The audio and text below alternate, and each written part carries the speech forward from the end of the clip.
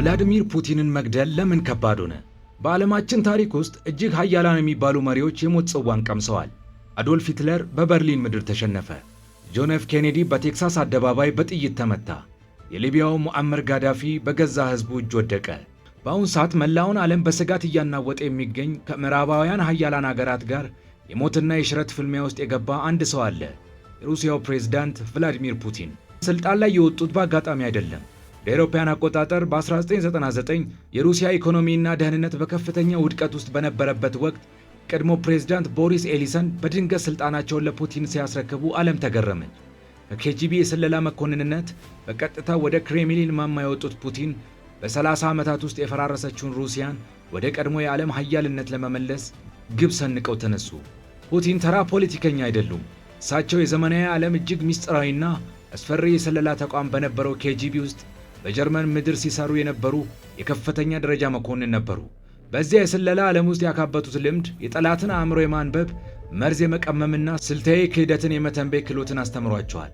ዛሬ ለምናየው የፑቲን ጥብቅ የጥበቃ መዋቅርና እጅግ ተጠራጣሪ የሆነ ስብዕናቸው መሰረቱ ይህ የሰላዮች የስልጠና ዘመናቸው ነው። ፑቲን የትኛውንም የስለላ ስልት ከማንም በላይ ጠንቅቀው ስለሚያውቁ ዓለም እሳቸውን ለማጥቃት በሚሞክርበት ጊዜ ሁሉ እሳቸው ከአንድ እርምጃ በላይ ቀድሞ የሚገኙት ለዚህ ነው። ላለፉት 27 ዓመታት ይህን ሰው ከስልጣን ለማውረድም ሆነ ሙሉ በሙሉ ለመግደል በዓለም ላይ ካሉ እጅግ አደገኛ የስለላ ድርጅቶች ማለትም ከታዋቂው ሲአይኤ፣ ከእንግሊዙ MI6 እና ከዩክሬን የደህንነት መስሪያ ቤቶች በሚስጥር ብዙ ተሞክሯል። እስካሁን ድረስ ቢያንስ 6 የሚሆኑ ትላልቅ የነፍስ ማጥፋት ሙከራዎች ተደርጎባቸዋል። ነገር ግን ፑቲን ዛሬም ድረስ በአስፈሪው ቤተ መንግሥታቸው ውስጥ በሰላም ተቀምጠው ዓለምን ማዘዛቸውን ቀጥለዋል። የምዕራባውያኑ መገናኛ ብዙሃንና ወታደራዊ ባለሙያዎች አንድ ትልቅ ጥያቄ ያነሳሉ። ቭላዲሚር ፑቲንን መግደል ለምን ከባድ ሆነ? ለምንስ የማይቻል ነገር ይመስላል? ዛሬ በዓለማችን ላይ እጅግ ውድና ጥብቅ ስለሆነው የፑቲን የጥበቃ መዋቅር፣ ስለ አምሳያ ሰዎቻቸውና ክሬምሊን ውስጥ ስለተቀበረው አስፈሪ ምስጢር በጥልቀት እንመረምራለን። ፑቲንን ከሌሎቹ የዓለም መሪዎች የተለየ የሚያደርጋቸው አንድ ትልቅ እውነት አለ። እሳቸው ተራ ፖለቲከኛ ወይም በንግግር ስልጣን ላይ የወጡ ሰው አይደሉም። ይልቁንስ የቀድሞ የሶቪየት ኅብረት እጅግ አስፈሪው የስለላ ድርጅት ኬጂቢ ከፍተኛ መኮንንና ሰላይ ነበሩ። ይህ ማለት ምን ማለት መሰላችሁ?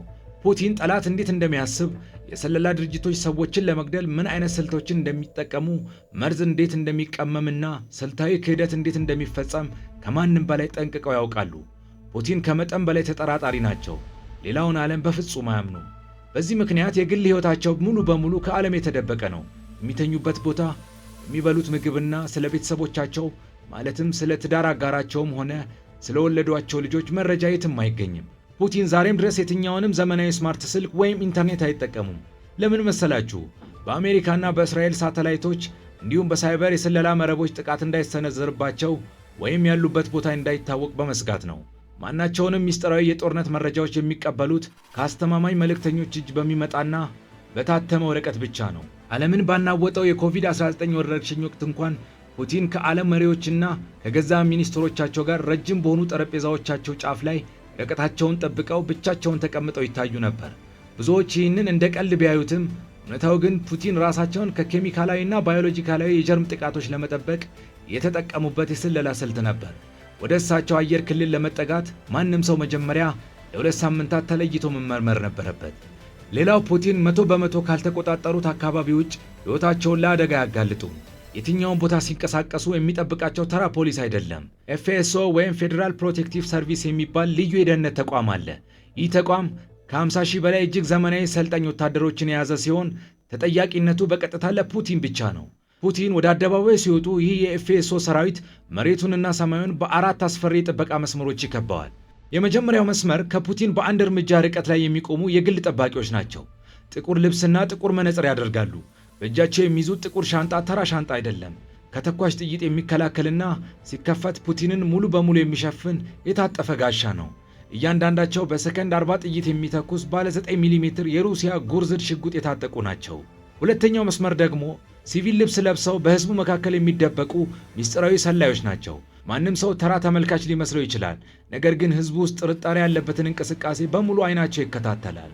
ሶስተኛው መስመር ላይ ፑቲን በሚያልፉበት አካባቢ ባሉ ህንፃዎች ጣሪያ ላይ የሚቀመጡ አነጣጣሪ ተኳሾች አሉ። ከኪሎ ሜትሮች ርቀት ላይ የሚንቀሳቀሰውን ወፍ ሳይቀር የመምታት ብቃት አላቸው። አራተኛው መስመር ፑቲን በሚጓዝበት መኪና ዙሪያ የሚሽከረከሩ ከባድ መሳሪያና ድሮኖችን መምታት የሚችሉ ሮኬቶች የያዙ ወታደራዊ መኪኖች ናቸው።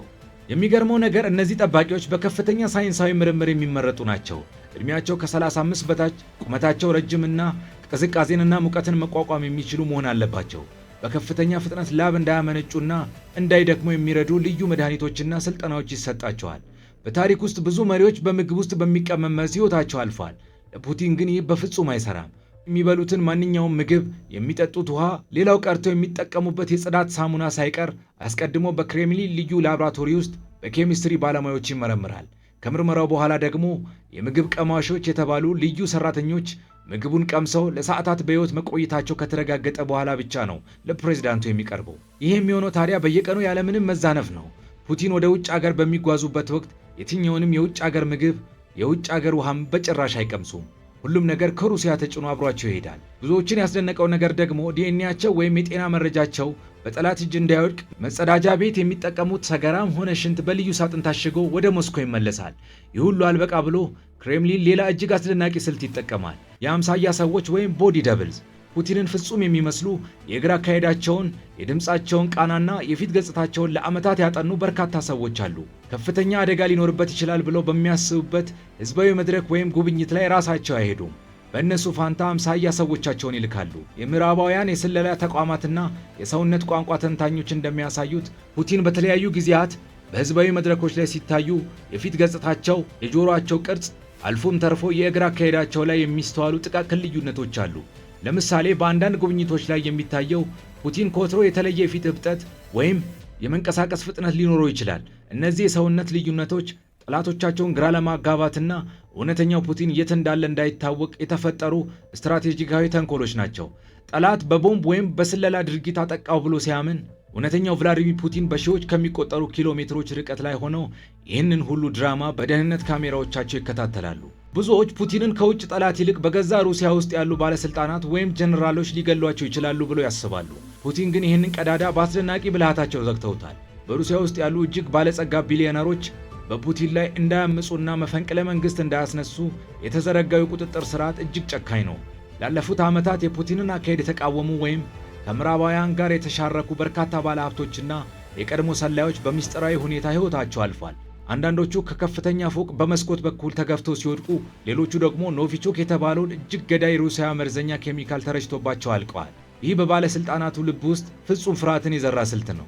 በተጨማሪም ፑቲን በጦር አዛዦቻቸው መካከል ከፋፍለ ግዛ የሚለውን የኬጂቢ መሪ ይጠቀማሉ።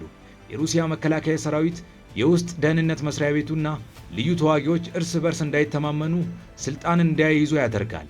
አንደኛው ወገን ጥቃት ሊሰነዝር ካሰበ ሌላኛው ወገን ለፑቲን መረጃ ያደርሳል። ማንም ሰው ማንን ማመን እንዳለበት በማወቅባት ሩሲያ ውስጥ ሚስጥራዊ ህብረት ፈጥሮ ፑቲንን መግደል የማይታሰብ የሞት መንገድ ነው። አሁን የመጨረሻውንና እጅግ አስፈሪውን ጥያቄ እናንሳ። እውነት አንድ ቀን ጠላት ተሳክቶለት ቭላዲሚር ፑቲንን ቢገላቸው ዓለም ምን ትሆናለች? ሰላም ይሰፍናል? መልሱ እጅግ አስደንጋጭ ነው። ምዕራባውያን እንደሚሉት ፑቲን በሄዱበት ቦታ ሁሉ አብሯቸው የሚንቀሳቀስ ቼጌት የተባለ ጥቁር የኒውክሌር ሻንጣ አለ። ፑቲን ሕይወታቸው አደጋ ላይ መሆኑን ካወቁ ወይም ክሬምሊን ጥቃት ከተሰነዘረበት በሩሲያ ወታደራዊ መዋቅር ውስጥ የሙት እጅ የተባለ አውቶማቲክ ስርዓት ይነሳል። ይህ ስርዓት ያለ ሰው ንክኪ በራሱ ጊዜ በሚቶቾይስ የሚቆጠር የባህር ሰርጓጅና የከርሰ ምድር የኒውክሌር ሮኬቶችን ወደ አሜሪካና ወደ አውሮፓ ከተሞች ይተኩሳል። ይህም ፑቲንን መግደል ማለት የሶስተኛውን የዓለም ጦርነት መጫርና የሰውን ልጅ ስልጣኔ ማክተም ማለት ሊሆን ይችላል። ምዕራባውያን ፑቲንን እጅግ ቢጠሏቸውም እሳቸውን መግደል የሚያመጣውን ይህንን መቅሰፍት ስለሚያውቁ እርምጃ ለመውሰድ እጃቸው ይንቀጠቀጣል። እውነት ቭላዲሚር ፑቲን ራሳቸውን ፍጹም በማይበገር የጥበቃ መዋቅር ውስጥ የቆለፉ ብልህ መሪ ናቸው ወይንስ በሞት ፍርሃት ተውጠው ዓለምን በኒውክሌር ጥፋት ያስገደዱ ፓራኖይድ? እናንተስ የፑቲን የጥበቃ መዋቅር ታሪክ አስገርሟችኋል? ፑቲን ባይኖሩ ዓለም የተሻለች ትሆን ነበር ብላችሁ ታስባላችሁ? አስተያየታችሁን ከስር ጻፉልን።